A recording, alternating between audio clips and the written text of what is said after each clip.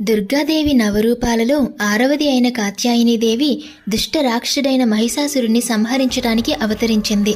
ఋషి కాత్యాయని కుమార్తెగా ఆమెకు ఈ పేరు వచ్చింది. ఆమె సింహంపై కూర్చొని 4 చేతులతో ఖడ్గం, అభయముద్ర వంటి చిహ్నాలను కలిగి ఉంటుంది. దేవతలకు రాక్షసులకు మధ్య నిరంతరం యుద్ధం జరిగేది. ఈ సమయంలో మహిషాసురుడు అత్యంత శక్తివంతమైన రాక్షసుడిగా ఎదిగి దేవతలను అణిచివేశాడు. దేవతలందరూ కలిసి ఈ రాక్షసుడిని సంహరించడానికి ఒక మార్గం వెతికారు. అప్పుడు త్రిమూర్తులు దేవతల శక్తితో పార్వతీదేవి ఒక దివ్య రూపాన్ని ధరించింది. అదే కాత్యాయనీదేవి.